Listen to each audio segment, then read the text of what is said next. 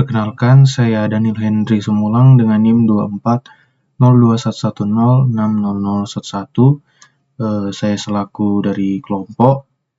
Kami akan menjelaskan tugas 1 kami, yaitu simulasi arsitektur komputer sederhana.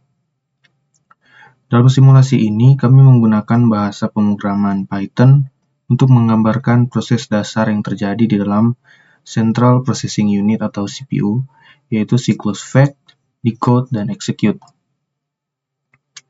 Baiklah, mari kita lihat kode programnya. Kami sini membuat kelas simple CPU yang mensimulasikan 3 komponen utama.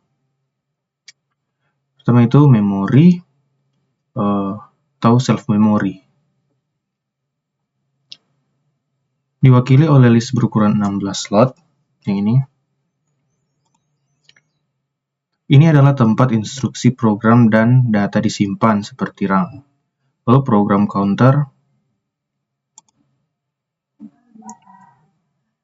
Ini adalah register yang menyimpan alamat memori instruksi berikutnya yang akan dijalankan. Lalu akumulator. Ini adalah register yang berfungsi sebagai tempat penyimpanan sementara data hasil observasi atau data hasil operasi aritmatika seperti add. Instruksi yang kami dukung adalah load, store, add, dan HLT.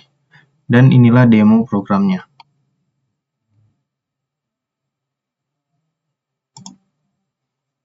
Ini dia untuk outputnya. Program kami ini bertujuan menghitung 5 tambah 3 dan menyimpannya di alamat 12. Di setiap langkah kita bisa melihat proses fetch, mengambil instruksi dan execute menjalankan operasi. Langkah 1, fetch mengambil load, mengambil 1 atau meload 1, lalu execute mengambilnya 5 dari alamat 10 dan menyimpannya di SCC. SCC kini menjadi 5. Langkah 2, fetch mengambil 3 atau proses add, lalu execute mengambil 3 dari alamat 11 dan menambahkannya ke ACC. ACC kini menjadi 5 tambah 3, yaitu 8.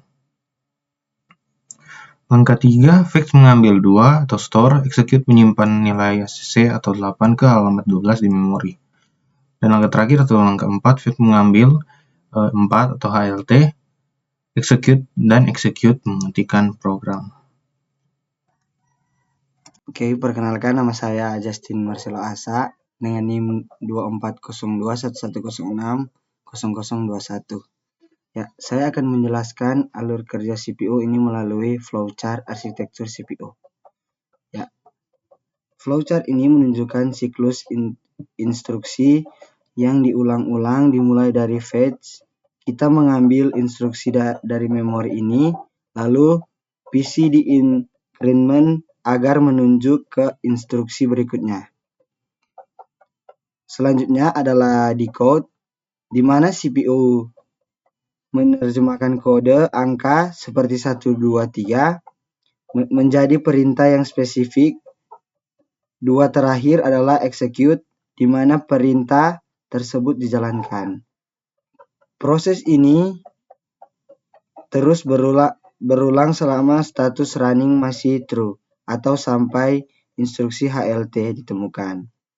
Sekarang mengenai komponen hardware yang terkait.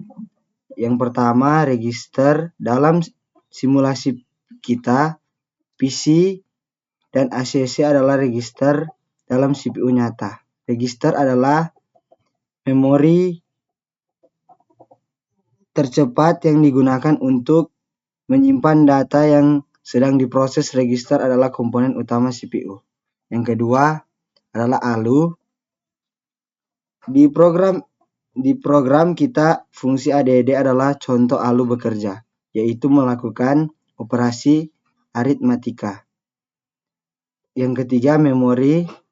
Self-memory mensimulasikan RAM, di mana program dan data diakses oleh CPU.